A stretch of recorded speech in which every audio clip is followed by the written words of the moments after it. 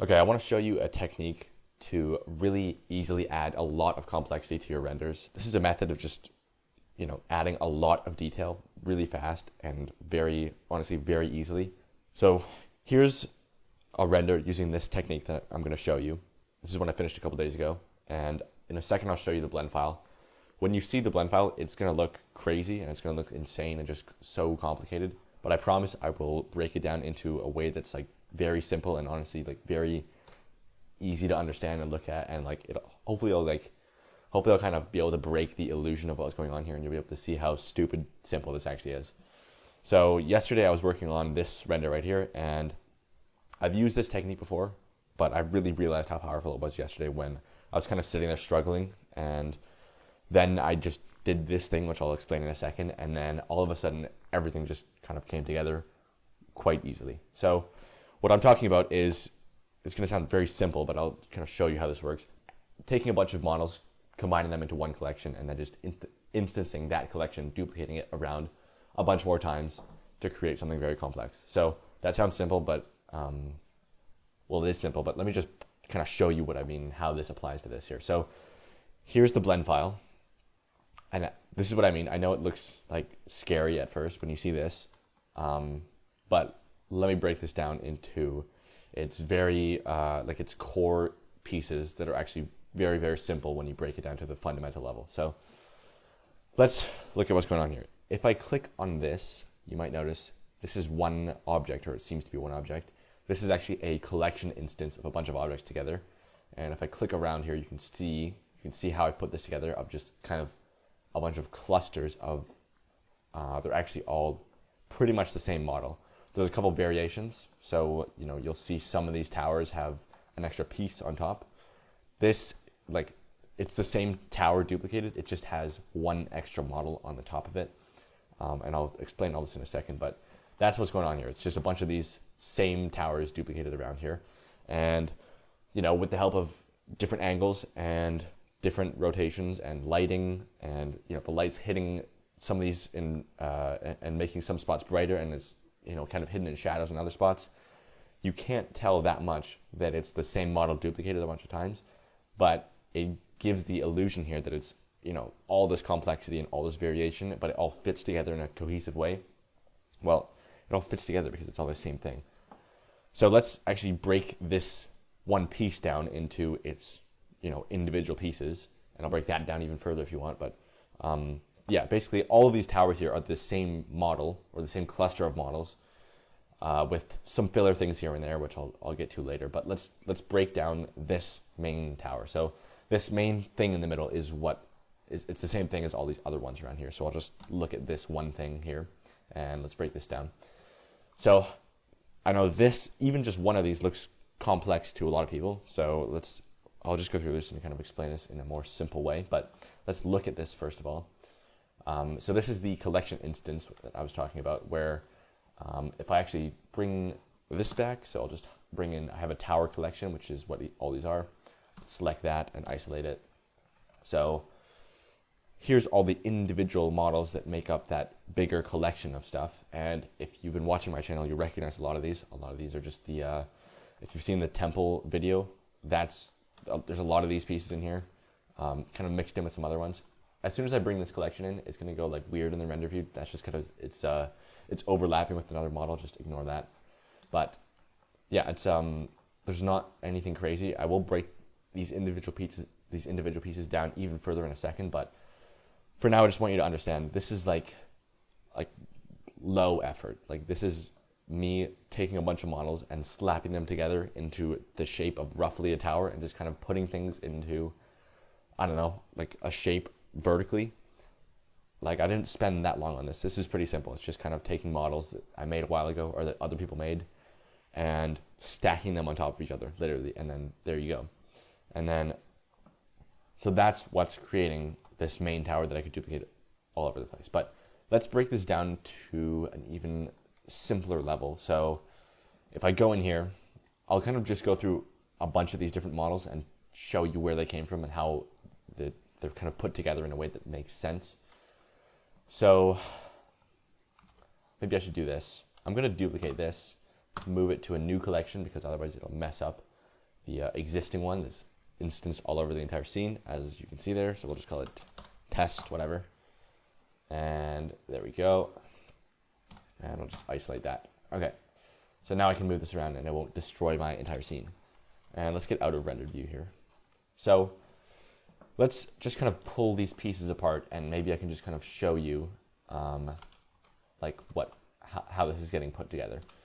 So you will probably recognize, if you have the fantasy asset pack that I sell, a lot of these models. And same thing, if you have the free temple pack, you'll recognize a lot of these here. So like this piece, for example, in the middle, that's just that free temple thing I gave away in that other video. If you want to find that video, I'm not going to link it, but just search like Max Hay temple modeling, you'll find it. But there's some other ones that I haven't shown in videos before that I've just made recently. So like this, it has a mirror modifier. You know, I can take that off. Like a lot of these pieces here are just actually the same, like it's the same thing where it's like one piece duplicated again over itself to make it a bigger piece. So you can see these pillars are the same thing, just like stretched out in different ways and put together in kind of different orders. And then just like some slats or like slabs or whatever kind of just put in between them. But it's like the same pillar duplicated a bunch of times over itself. And then that creates an even bigger pillar. And then that pillar gets duplicated over itself a bunch more times. And that creates an even bigger pillar, or I guess a tower in this case. But yeah, like let's actually just explode this. Like if I hit effect only locations and then scale this up, we can see like this will just kind of break it apart and just move everything away from itself. Ignore this viewport over here, just focus on this one. But you can see here, it's all not very complex models. Like there's kind of, it's pretty jankily thrown together. Like if you've seen that temple modeling video, I made this one in that other video and I just slapped that right into the middle of this thing. And there you go, it's stacked on top of itself. And then there's other pieces from, this is a temple pack that I got from ArtStation. I can't remember where, but if you go on ArtStation and just search temple asset pack, you'll probably find it. It's not the highest quality, but it works for things that are far away in this case. So you can see here, like if I just isolate one of these pieces, this is like one model that I just put in a square like 4 times. So it would have been something like this. I think it might have been this exact one actually. And then, you know, just drop that in from the asset library. And for some reason it just made sense for me to just do this, you know, there you go. That's how that was made. Let's bring this collection back. So you can see it's just literally stacking different models that seem like they would go together on top of each other over and over again. And then eventually you end up with a bigger cluster of just models that seem like they fit together in a cohesive order. And when I say cohesive order, I mean like, I don't know, they all are vertical. Like I knew making this that I wanted it to be a tower. So that's what I did. I just took the pieces of things you might find in a tower and put them together into a vertical shape. And then I ended up with something that looked kind of cool. And so hopefully this shows you that it's not complicated when you break it down to its individual pieces. So for some of you still, this might seem like very complicated because you don't know how to get models or how to make models, or you don't know like how to get shaped like this. That is, you know, you can just buy asset packs, but I would recommend, I would say it's an extremely important skill to at least know basic modeling, because there's things like this in here that are very simple to make, takes a couple minutes, and I've used this in the last like 3 renders I've done. It saved me so much time, and it's just like a cool piece that I just made. So if you want to learn, I don't know, modeling, there's tons of videos that just teach you exactly how to do it. If you want to see how I do it, I don't know if my way is like the exact like proper way to do it, but if you want to see exactly how I model, I do have a video, the one I was talking about. Just search like Max Hay modeling temple, you'll find it. And that one comes with a free asset pack if you want to just download some of these. But yeah, like these shapes are like not that complicated. Like if I take this for example and I just break this down into its individual pieces, so if I just separate by loose parts in edit mode, let's look at what's going on here. It's, you know, if I take these, just kind of take the individual loose pieces that I put together, just bring it over here. I'm just going to delete this mirror because that's annoying.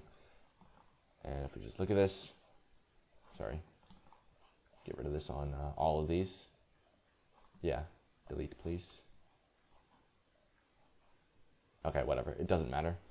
Point is, look at these pieces that make up that other chunk I was showing you. This is like a cube stretched out vertically.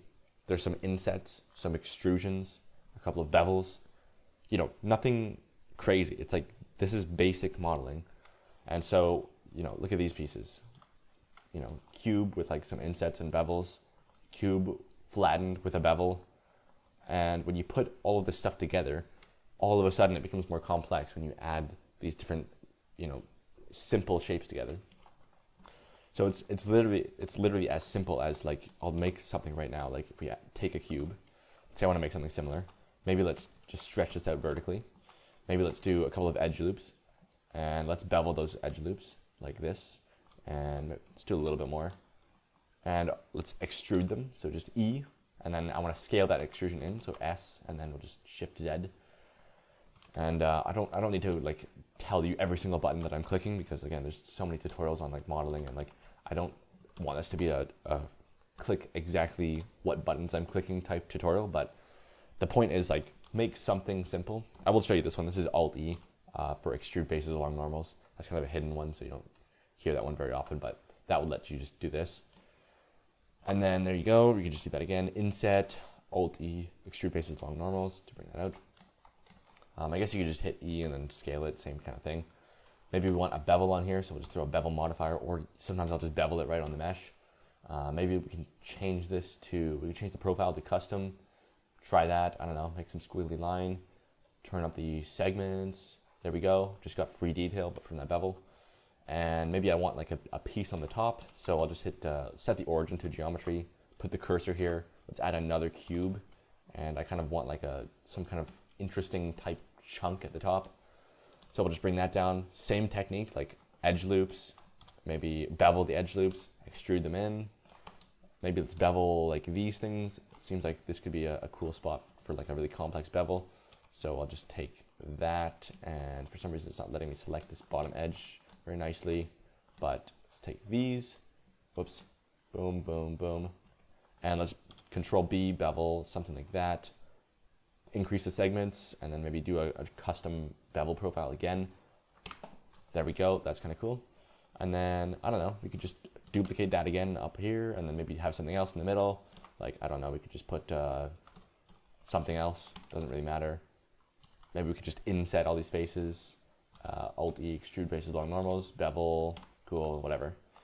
And you can see how just creating basic shapes like this all of a sudden can lead to something a lot more interesting.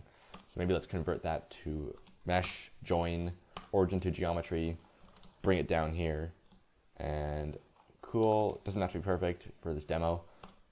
Mesh, convert to mesh to apply all modifiers at once. And let's just join that together, so now we have a big pillar. And what happens if I take this pillar and I make copies of it all over itself? So let's do, like, duplicate this over here, let's duplicate it over here, cool. And let's take some cube or something, and like, let's do what I did in the last one, just take like a slab or something like this, and we could just take these and pull it over here, and boom, and you know, something like that. And then this can be beveled to match everything that we've done here. Ooh, that's kind of cool, sure. And then maybe we can take this and like duplicate it again, rotate 90 degrees, and then chuck that right there.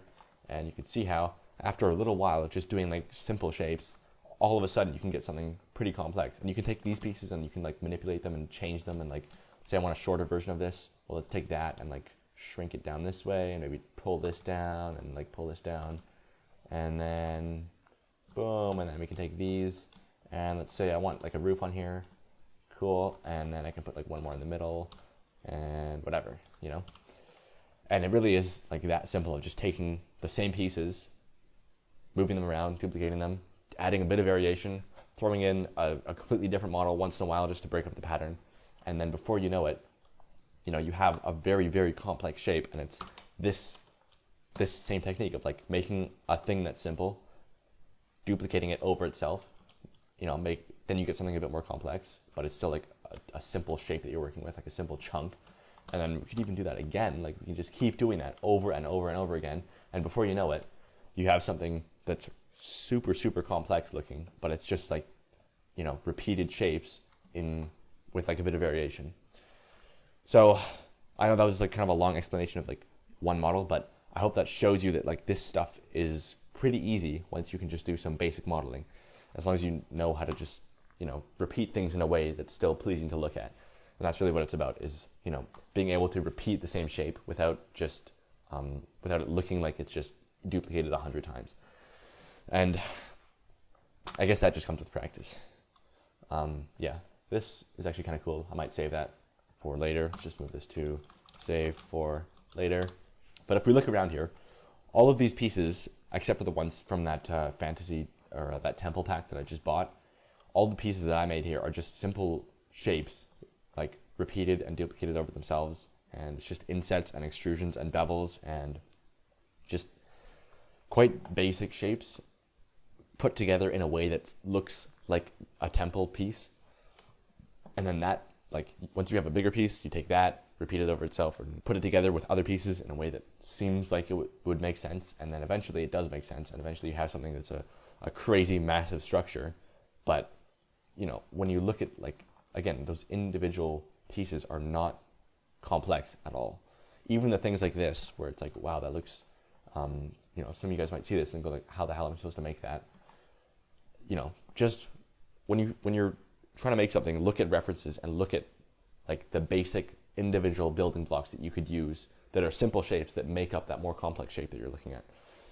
So for things like circles, just, you know, start with the most basic things, like add cubes, add circles, add, you know, slowly more detail, inset, extrude, repeat that, duplicate parts, and then before you know it, you'll have something that's much more complex than you thought you would have been able to make. Okay, so hopefully that makes more sense now, that, you know, this thing here is just a bunch of pieces slapped together that are all pretty simple on their own. So there you go. And I kind of just went like level by level. I might have started in the middle and then like duplicated some of it downwards, duplicated some upwards, brought in new models here and there, just whatever makes sense in the moment. I don't know, just it's, you know, it's pretty messy and janky when you look at it like this, but from, you know, I knew this was going to be far away, so from far away I made it look totally fine. Okay, once that was done, let's check out material preview. I took a basic texture from Quixel Megascans, just some 4K rock texture, and some textures that came with these other models from the pack that are from Ambient CG.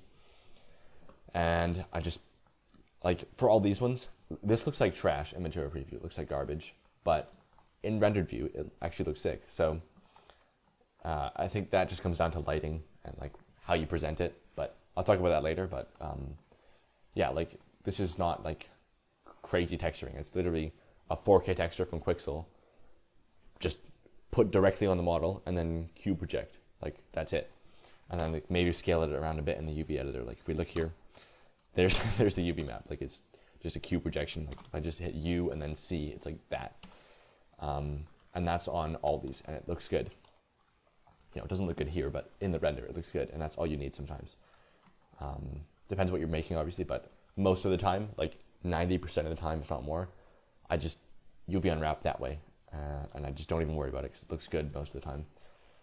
So same thing for here. This is just like a texture from, I think it was textures.com or something, or Ambient CG, I'm not sure, but same thing, cube project, move it around until it looks good on the model, like on the UV editor, and then there you go. You just save, like anytime you make one of those pieces, save it for later, and then when you want to just make something really quick, you just go into your big pile of pieces you made, grab anything, throw it together with a bunch of other pieces, or make something new really quick, and then there you go. You can make really complex, intricate, crazy structures out of like, you know, chunks of models that you already have or made very easily. Yeah. I don't think I did anything to these textures. There's a little bit of nonsense going on up here. I don't even know what this is, but like, you know, this is not that different from the base color, I think. Like, if we look at this, yeah, maybe it's, what is it, ambient occlusion? Yeah. So it's like making the corners and edges a little bit like softer looking, not a big deal. You can figure out a way to do that. It's just ambient occlusion into like getting multiplied into the color somehow, but it's like honestly barely making a difference. But yeah, like it's there's nothing that I've done here that's like complicated. Hopefully you can see that. Obviously, if you're very new to Blender and you've never seen this before, yeah, it's going to be complicated. But if you're someone who's just been using the software, like you'll understand everything I'm talking about here. It's nothing like there's nothing that advanced. It's like basic modeling, basic texture, and then combine those things together, and then yeah. Okay, so let's look at how I used this massive piece here to build the rest of the scene, because this still looks a bit crazy here, so let's talk about that. I already kind of showed you that, but let's just look at that even more. Basically, what I did with you saw all those loose pieces that I was using earlier in that test collection. I don't know where that went. This one? Yeah, if I select this. So you see how I'm just using all these loose individual different chunks of models. What I did to construct the rest of the scene from this point was, once I was happy with the tower and just having them all loose, I actually just moved them all to a collection. So the way you do that is you select, I won't do it in this, but I will add like a new thing here. Let's move this to a scene collection. So the way collections work, if you don't know, I'll just demo it really quick.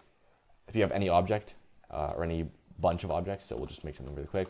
Say this is what I'm working on, and we have some variation here and there, and there's some different models and whatever.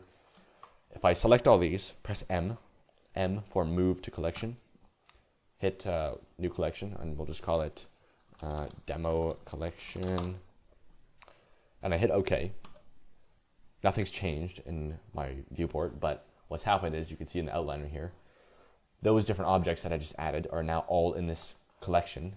And what is nice about that is you can add that entire cluster of objects as a new object, sort of, or as a collection instance. What that means is this. If I hit Shift A and I go to here, collection instance, and what do they call it? Demo collection.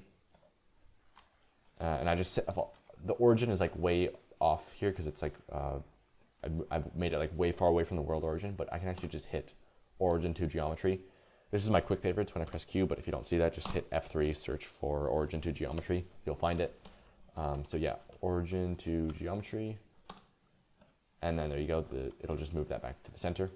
So there we go. Now you can see how those, like, before it's moved to when it's the actual objects, they're all like loose and separate. But then when you add it as a collection instance, it all kind of treats all those different pieces as one solid object. And so if I try and hit tab to go to edit mode, you can see it's not doing anything. It's just an instanced version of it. It's not the actual real thing. So what happens is anytime I move any one of those original objects in that collection, so remember this is the original objects, it'll move it around in the instanced collection as well. So that's really nice if you have a bunch of things that are rotated all differently. If I turn this off, and you have a bunch of them and there's stuff everywhere. When I move one of these pieces or I manipulate one of these shapes, it'll update that straight away in the collection instances. So it's annoying to work like this sometimes if you don't set it up right, because it means if you have one that you're working with and then you try and move something, it might like mess up everything, because if you want to just move it a bit to the left, it moves everything. So what I do is I just move it to a collection, disable the collection, like you uncheck it, and then you just work with these instances, and then anytime you want to edit it, you just bring that collection back, right click, press S to select all the objects in that collection, and then just isolate it with backslash to go to local view. That's the backslash next to the question mark, or sorry, the same key as the question mark, but next to the shift key, to isolate temporarily. And then there you go. You can just manipulate this however you want, change it, and then go back to your instances of that collection, wherever it was. Where did that go? Yeah, I'm messing up my scene, but whatever. So anyways, the point is, this is just what I showed you there. That demo is just this. So you can see, if I try to go to edit mode, I can't do it because this is a collection instance. It'll render it much faster, I think, if you have the same object instanced versus duplicated. So if I hit Shift D a bunch of times, it would be a lot laggier than if I put it to a collection instance and then added the instance of that collection. And I'm saying instance a lot, but if I add a collection instance of that, it'll be much faster than pressing Shift D or even Alt D, I think. So anyways, once I made that one tower out of those smaller pieces, I took that. Let's just find this here. I took that chunk, hit like Shift A, collection instance, tower, and there you go. You get one of those straight away. And so from there, it's as simple as taking that and spamming it around a bunch of times until it looks cool. So that's exactly what I did here. And you can see, like if I wanted a taller one, I would just take it and just duplicate it over itself even. Like this is, that's not like good. You can't always get away with that depending on what you're doing. But for just some render, yeah, it's totally fine to do that. It looks cool. So that's literally all I did. Like same model, duplicated 18 times with like some variation here and there. Like I showed you before, there's that main tower. And then if I want variation, chuck another one of those models straight on the top and just, it looks, kind of different. And so what's going on here is like, it's just that a bunch of times, and then to fill in the gaps and fill in, to break up the repetition and make it not so obvious that it's just repeating so many times. All you do is you just take some other models that fit in there, or even in this case, the same model, but just orient it differently to add bridges. And then there you go. Like I have this thing just sticking sideways, looks like some kind of walkway. Honestly, that's pretty lazy. I should have like done a different piece at least instead of the same exact model just rotated sideways, but whatever, looked fine. But yeah, like adding in separate objects that are not part of those collection instances to kind of bridge the gaps, literally in this case, or just fill in spaces that feel like they need something different. That's a really, really easy, efficient, and good-looking way to do that. Is you just take new models and just put them and kind of connect pieces differently, and it just makes everything feel less duplicated and more like it's like fitting into the same place and more like cohesive. I hope I'm explaining that right, but yeah. So that's kind of it. And then like same thing like here, this was not part of the collection instance. I just put a bigger one of these down here because it looked cool. Or there's in the foreground especially, like this kind of looked bland and boring here. So to add detail to the foreground, I just put a model of some stairs and pots and a chest. And all of a sudden now there's like, up close here, there's all this detail in it. You can it kind of puts into your brain that level of detail is everywhere, even though it's not. So I hope that makes sense, where it's like, we're looking at this thing the thing that's like up close to the camera, it's all super dense, detailed. But then like, obviously there's not this level of detail, like stairs like this everywhere. It's just in the spots that need it to give it the illusion that level of detail is everywhere. Because when it's that far away, you can't even tell what's going on. But it's like, if you have something very minimal up close, it just kind of breaks the illusion. If you have a lot of detail in the foreground and then like medium detail in the background, or even little detail, you can kind of fake it. You can kind of have the illusion of tons of detail if it's far away enough that you can't really see what's happening, but in the foreground it looks like there's tons of just dense detail. That's what's going on here. I hope that was a clear explanation. If it's not, point is just, if the foreground looks bad, just add detail and make the immediate stuff that's close to the camera good, and it will just help everything else. Let's talk about the lighting, because this is where it gets a little, I don't want to say complicated, but like there's just a bit more happening. So the main lighting that you would need to worry about is this right here. Oh shit! I accidentally fucked up the spotlight. God damn it! And you can't undo that. Yeah, this. Try and put that back to where it was.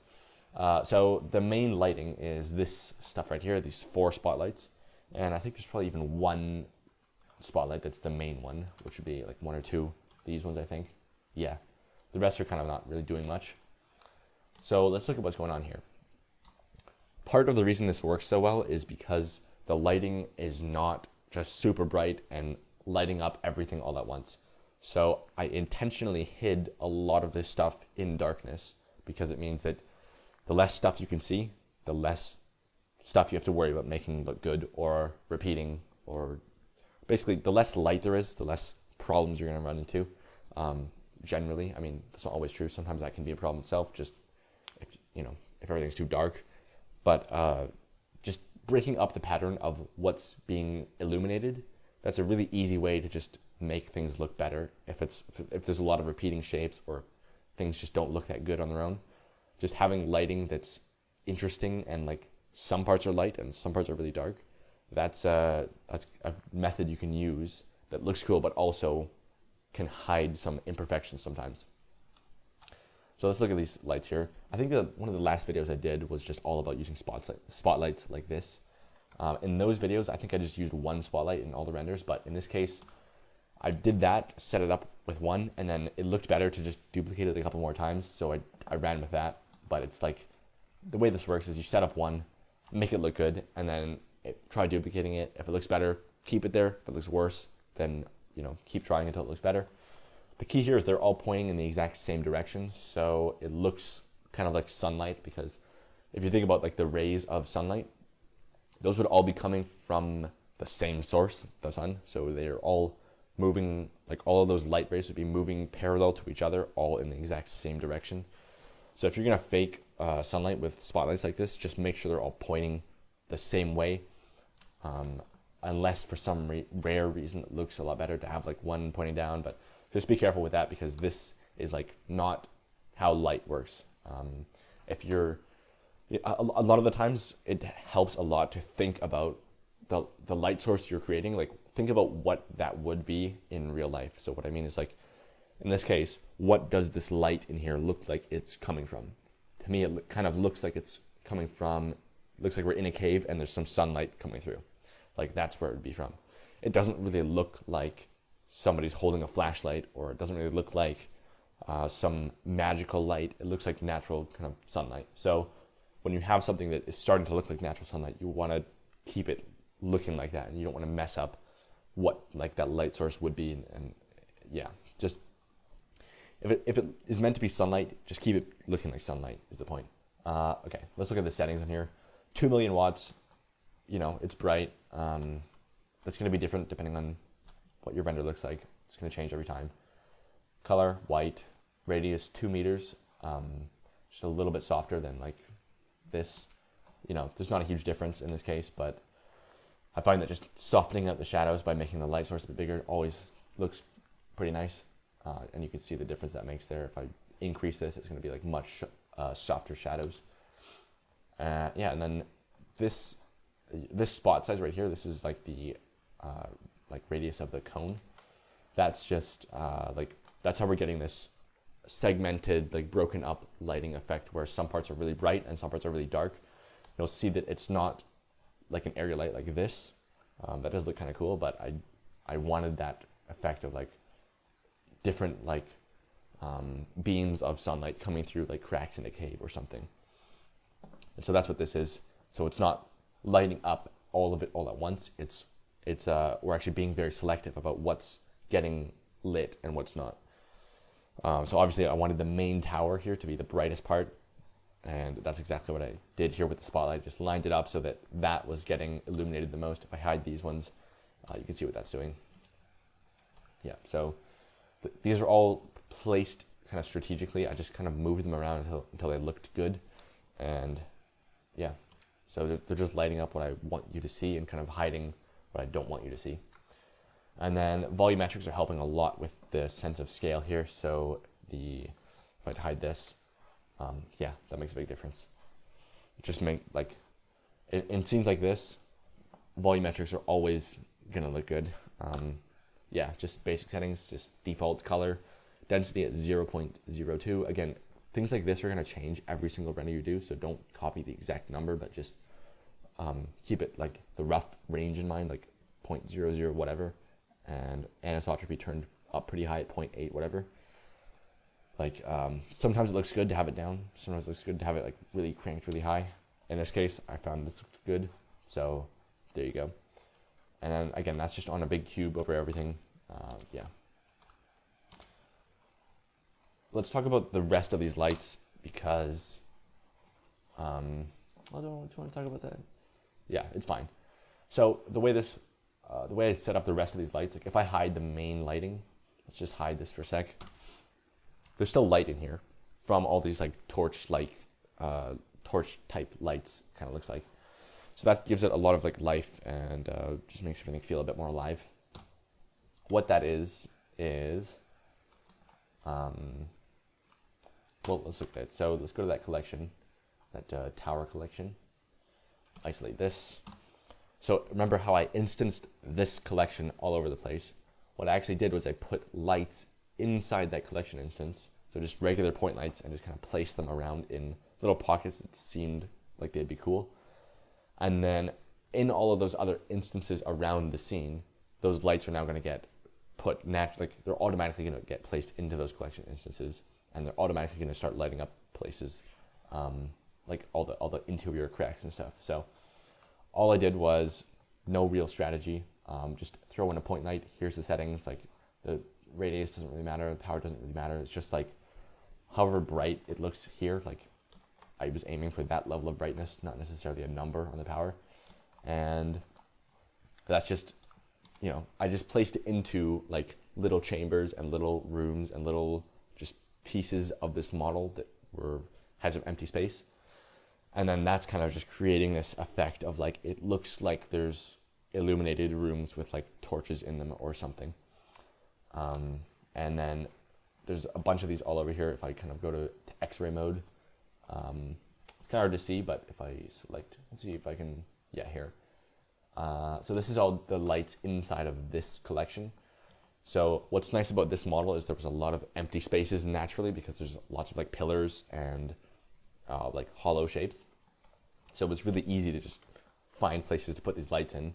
Yeah, you could see like, just, again, no strategy, just like put them in places that seem like a room or a chamber, and then it illuminates light from there, and that's what I did. And again, once it's in that collection instance, it'll be updated in real time with those other collection instances. So I actually did that after I placed all these around, and then it got updated immediately to the other instances of that collection, which is very nice. And then that's what's creating this look of like natural torchlight, but also like sunlight coming in too, which is you don't see that very often, I think, but kind of cool. I think that is everything. Yeah, okay.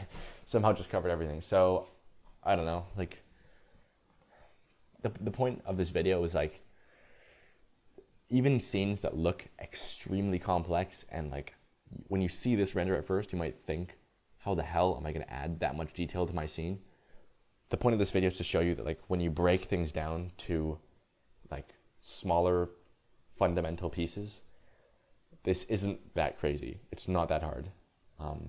And you know, it's a lot of it just comes down to like using good lights, finding a good camera angle, and that, you know, you just got to practice those things and you'll get better at presenting your renders. I guess here's the camera settings. Basic perspective, 24 millimeters. It's up here looking down this way. I just thought that looked good. So there you go. It's kind of like, anytime I'm using the camera in Blender, I like to imagine if I was walking around this place, where would I be standing to take this picture? So I kind of imagine this is like some massive well or like cavern or something that we would be entering from the top. So that's why I put the camera up here looking downwards. Like if you discovered this massive pit for the first time and you just looked over the edge and just took a picture, that's the feeling that I wanted to give for this render. So that's where I started with the camera, and then I just kind of, you know, moved it around, refined it. Just, you know, it's not that hard. You just rotate it around and move the position and see what looks better. Do a couple of test renders and see what you like about one and what you don't like about the other one, and then refine the camera angle from there. Yeah, depth of field is disabled. There's nothing close enough to the camera that it wouldn't even be blurred out anyways, so it doesn't matter. And yeah, like I said, if you just use some basic models, some basic textures, put them together in a way that looks cool, and then throw on some lights and volumetrics, you're good to go for like a lot of different environments. You know, depending on what you're making, obviously you're gonna have to like do more work depending on if it's for a client or whatever. But just for a general render, yeah, you can get away with stuff like this pretty easily. Okay, anything else? I'll quickly plug the course if you want to go really in depth into creating environments and watch me create environments like from 0% start, get an idea, and then go through all the way through to 100% finished. I have a course where I show you that entire process 3 different times and just make 3 renders from start to finish. So if you want to get like really in-depth information on how I put my scenes together, that's a great place to do it. And yeah, it comes with a bunch of models as well. So a bunch of the models I used in this one to make this render are in there included. So if you want to check that out, there's a link in the description of this video. You can go and check that out if you want. If you don't want to spend money, it's probably not for you. But yeah, hopefully this was useful. And I don't know, if there's any specific videos you want to see or there's a specific render you want to see a breakdown of, you can let me know in the comments or on Instagram or whatever. So I don't think I need to say anything else. So yeah, hopefully that was useful, and I will see you in some other video. Bye.